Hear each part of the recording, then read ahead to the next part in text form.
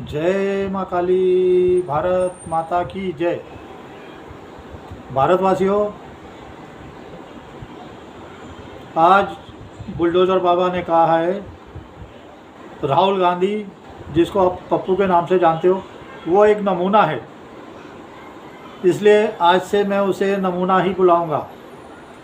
और वाकई वो असली नमूना है देश के लिए। गद्दार तो है लेकिन नमूना सबसे बड़ा है। आज से जब भी मैं नमूना बोलूँ तो समझिए मैं राहुल गांधी के लिए बोल रहा हूँ। बहुत सुंदर शब्द गढ़ा है बुलडोज़र बाबा ने। और इसी के साथ मैं बता रहा हूँ, ये गद्दार फैमिली है, बिल्कुल गद्दार। लेकिन आपके एक वोट की ताकत क्या है, आप अब पहचान लीजिए।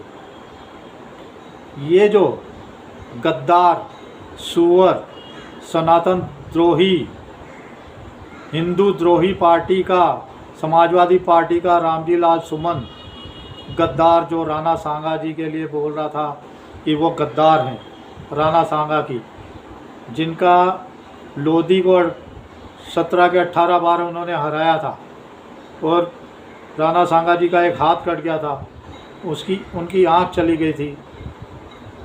80 घाव बताते हैं उनके शरीर पे, 80 घाव थे। इस गद्दार लोधी को 18 बार हराने के बाद भी माफ़ किया। यही सनातनियों की सबसे बड़ी भूल है। सनातनियों याद रखो,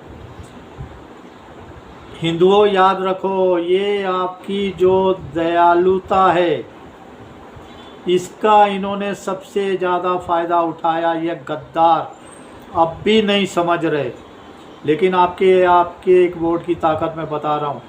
आज ही देखो, रामजी लाल सुमन का घर पे चढ़ गए राजपूत, क्या हाल किया। राणा सांगा को देशद्रोही। अरे यूपी के बंदो समझ जाओ, सनातनियों समझ जाओ, ये आपको भी काटने में देर नहीं करेंगे। जो समाजवादी को आप वोट देते हो या लालटेन लेके मुजरा करने वाली सरकार को जो वोट देते हो, आज देखो लालटेन लेके जो मुजरा करने वाली पार्टी है, अब वो औरत को आगे कर दिया है। कुछ नहीं, अनपढ़, गंवार, जाहिल, किसी काम की औरत नहीं। राबड़ी देवी के लिए बोल रहा हूँ। अभी नीतीश कुमार के आगे उसको कर दिया है। ऐसे लालटेन लेके ये मुजरा, मतलब ये बिल्कुल कठमुल्लाओं के रास्ते पे चल रहे हैं, बिल्कुल कठमुल्ला पे। अभी वक्फ बोर्ड पे इनका प्रदर्शन चल रहा है बिहार में।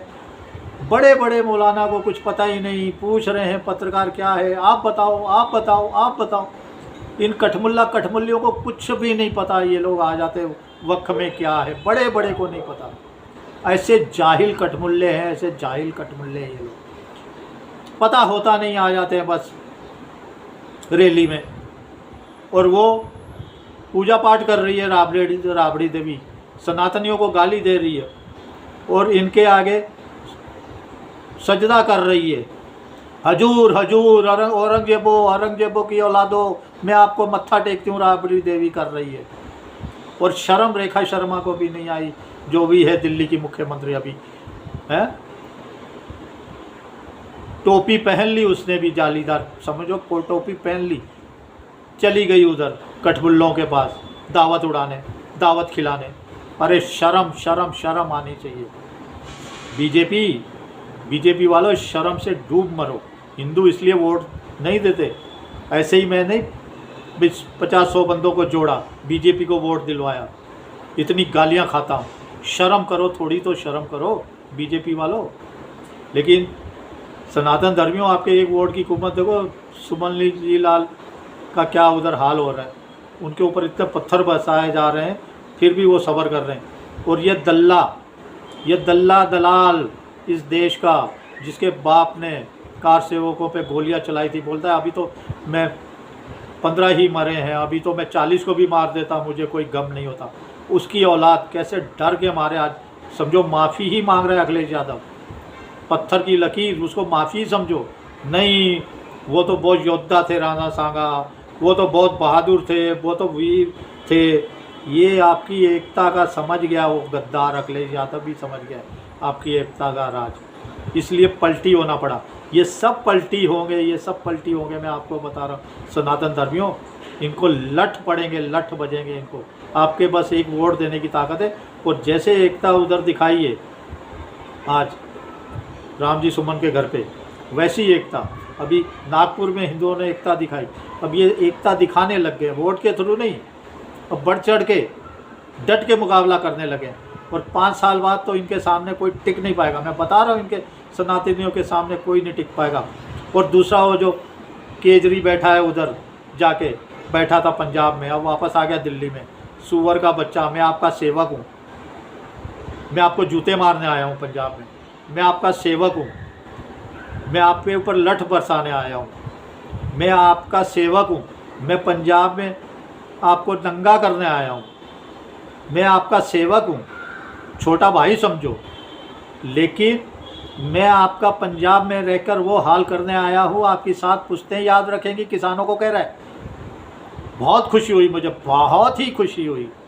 ये जो लठ बरसा है, मैं आपका सेवक हूँ, छोटा भाई हूँ, आपको सोने नहीं दूंगा, रात को जगा के आपके सब कुछ उजाड़ दूंगा। उजाड़ दिया क्रेन से।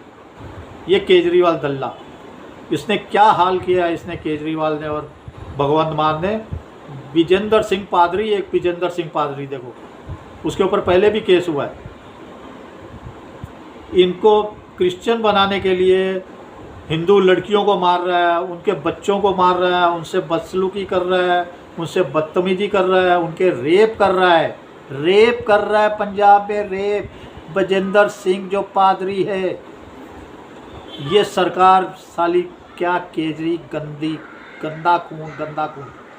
और पंजाब वालों को तो पता नहीं क्यों नहीं शर्म नहीं आती, मोदी को ही गालियाँ देते रहते हैं। अरे पकड़ो उसके सिर पे बाल और 4 बार घुमा के फेंको उसको पंजाब से बाहर। काय का पादरी वादरी दल्ला। भारतवासियों, आपकी एकता के अंदर बहुत कुछ अभी होने वाला है, मैं बता रहा हूँ। बस ऐसे ही कायम रखिए अपनी एकता। और दूसरी एक खुशखबरी मैं आपको बता रहा हूँ कि तेजस फाइटर जो है, हमारे तेजस फाइटर, अब उनका इंजन अगले महीने से अप्रैल से डिलीवर होना चालू हो जाएगा, क्योंकि मोदी जी ने अमेरिका को साफ साफ धमका दिया है। 2025 में 12 इंजन मिलेंगे,